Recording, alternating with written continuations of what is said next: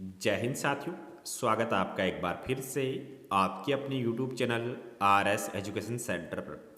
साथियों, इस सेशन में हम बात करने वाले हैं डिपार्टमेंट ऑफ पर्सनल जो राजस्थान का कार्मिक विभाग है उसके महत्वपूर्ण सर्कुलर के रिगार्डिंग।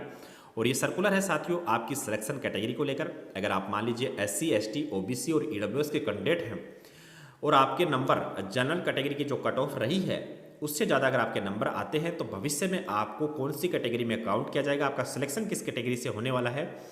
तो ये बिल्कुल आपके लिए बहुत ही महत्वपूर्ण जानकारी है जो इस सेशन में आपको हम देने वाले हैं। आप चाहे वीडियो भर्ती, BCI, लैब असिस्टेंट, लाइब्रेरियन या PTI भर्ती या भविष्य में कोई भी एग्जाम जिसमें आप पास आउट हो सकते हैं, बिल्कुल सबके लिए इम्पोर्टेंट रहने वाला है। आपकी सिलेक्शन कैटेगरी को लेकर जितने भी डाउट आपके मन में हैं वो इस सेशन में साथियों क्लियर होने वाले हैं, तो सेशन को अंत तक जरूर देखिएगा।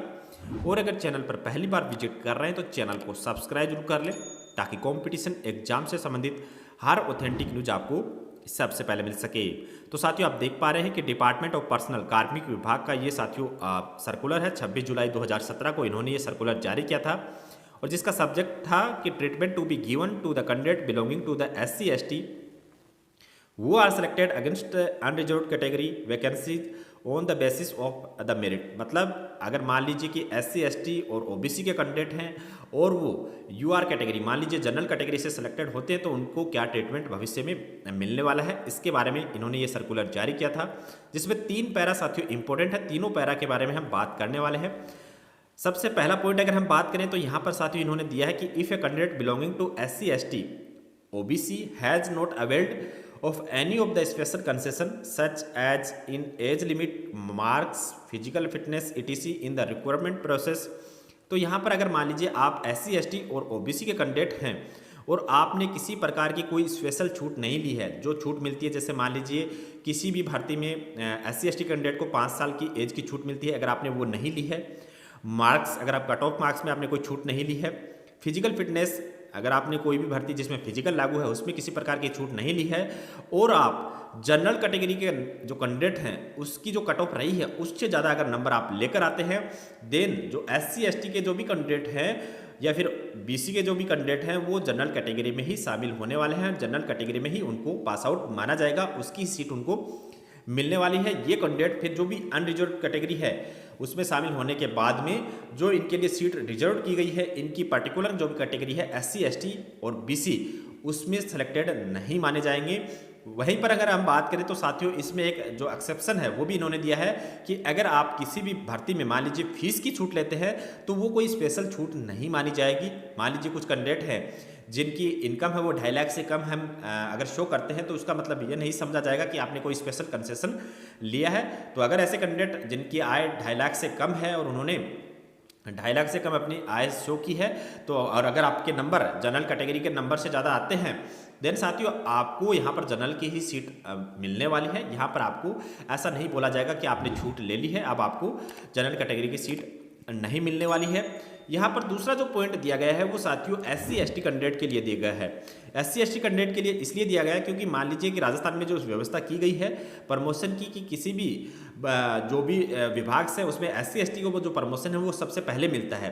तो इस सर्कुलर से साथियों व्यवस्था जो हो सकती थी उसको समाप्त करने के लिए इन्होंने सेकंड पैरा दिया कि if any SC ST candidate get selected against the UR category vacancy on the basis of merit without availing of any of the special concession which are available to the candidate belonging to these categories, exception जो दिया है वो फिर से वही fees का दिया है। Such as a SC ST candidate will be treated as a SC ST candidate as case में भी for all further service matter including further promotion and all benefits which are admissible to the other SC ST person under the various service rules government instruction shall be admissible to be there। तो इसमें साथियों इन्होंने clearly mention किया कि अगर मान लीजिए आप SC ST के कैंडिडेट हैं और आप जनरल कैटेगरी से सिलेक्टेड हो गए, ठीक है, आपने किसी प्रकार की कोई छूट नहीं ली, एज में छूट नहीं ली, कोई आपने फिजिकल फिटनेस में कोई छूट नहीं ली या फिर मान लीजिए आपने और कोई प्रकार की जो स्पेशल छूट है वो आपने नहीं ली है और आप जनरल कैटेगरी से सिलेक्टेड हो गए, तो यहाँ पर SC ST कैंडिडेट का नुकसान ना हो इसके लिए इन्होंने ये व्यवस्था की कि जब आप सिलेक्टेड होते हैं तो आपको जनरल की सीट दी जाएगी। लेकिन जब मैटर विभाग का आएगा साथियों, आपके स्वयं के जो विभाग का आएगा जहाँ पर आपका सिलेक्शन हो रहा है, तो वहाँ पर आपको SC ST कैंडिडेट ही काउंट किया जाएगा। जितने भी बेनिफिट आपको मिलने वाले हैं, लाइक प्रमोशन या फिर और कुछ भी बेनिफिट्स हैं जो विभाग आपको देता है SC ST कैंडिडेट के नाते, वो आपको बिल्कुल मिलने वाले हैं। उसमें आपको कोई भी नुकसान नहीं होने वाला है। तीसरा जो पॉइंट इसमें इन्होंने ऐड किया है वो साथियों मैं आपको क्लियरली इसका जो सार है वो बता देता हूं कि अगर आप SC ST के कैंडिडेट हैं, साथ में आप BC कैटेगरी के कैंडिडेट हैं और आप जनरल से सिलेक्टेड हो गए, आपने किसी प्रकार की छूट नहीं ली है, वो इन्होंने फिर से ऐड किया है। तो अगर आप जनरल कैटेगरी से सिलेक्टेड हुए हैं तो जब लास्ट में इस चीज़ की गणना की जाएगी कि SC ST और OBC से कितने कैंडिडेट सिलेक्टेड हुए, तो यहाँ पर जो भी कैंडिडेट जनरल कैटेगरी से सिलेक्टेड हो गए हैं उनको इसमें शामिल नहीं किया जाएगा। मान लीजिए किसी भर्ती में जिनको सिलेक्शन मिला है जनरल कैटेगरी से, 5 कैंडिडेट हैं जिनको सिलेक्शन मिल गया है जनरल कैटेगरी से, एग्जांपल दे रहा हूं, और इसके अलावा कुछ ऐसे कैंडिडेट रह गए जिनको जनरल कैटेगरी से सिलेक्शन नहीं मिला है, उनको अपनी जो भी पार्टिकुलर SC ST और जो BC कैटेगरी है उसमें सिलेक्शन मिला है, तो वो कैंडिडेट मान लीजिए टोटल 12 हैं। तो यहाँ पर साथियों ये जो 12 और 5 टोटल अगर गणना करेंगे तो 17 काउंट नहीं किया जाएगा। यहाँ पर SC ST के टोटल कैंडिडेट जब काउंट किए जाएंगे या फिर OBC के कैंडिडेट काउंट किए जाएंगे तो वो 12 ही रहने वाला है। इन 5 को साथियों जनरल में ही काउंट किया जाएगा। ये इस तीसरे पैरा का मतलब है। ठीक है, तो ये सारी चीजें थी जो आपकी सिलेक्शन कैटेगरी को लेकर इस सर्कुलर में बताई गई थी। इसके बाद में एक अमेंडमेंट भी साथियों इस सर्कुलर के बाद में कार्मिक विभाग ने जारी किया था, वो भी मैं आपको बता देता हूं। ये अमेंडमेंट आप देख पा रहे होंगे कि 14/9/2020 को राजस्थान सरकार के कार्मिक विभाग ने ही जारी किया गया था। और इसमें जो विषय है वो आप देख पा रहे होंगे सेम ही इसका सब्जेक्ट है, लेकिन इसमें जो क्लियरली एक चीज़ मेंशन की गई थी वो साथियों यहाँ पर बताया गया था कि जो EWS कैटेगरी के जो भी कैंडिडेट हैं इनको भी 5% रिजर्वेशन अब सरकार की तरफ से दिया जा रहा है।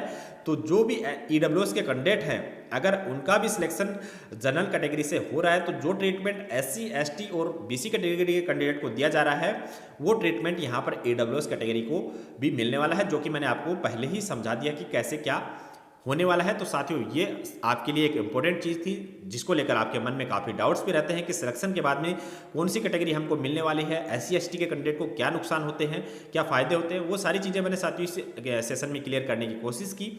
उम्मीद करता हूं कि ये सेशन आपके लिए फायदेमंद रहा होगा और जानकारी जितनी आपको दी गई शायद आपको समझ में आ गई होगी। इसके अलावा इस सर्कुलर की PDF अगर आपको चाहिए तो आप हमारे टेलीग्राम चैनल को ज्वाइन कर सकते हैं। Telegram channel RS education centre आप ज्वाइन कर लीजिएगा, वहां पर आपको इसकी PDF आपको उपलब्ध करवा दी जाएगी। इस सेशन में बस इतना ही। सेशन में दी गई जानकारी अगर आपके लिए इंपॉर्टेंट रही हो तो सेशन को लाइक जरूर कीजिएगा, अपने साथियों के साथ शेयर जरूर कर दीजिएगा। मिलते अगले सेशन में, तब तक के लिए धन्यवाद। जय हिंद।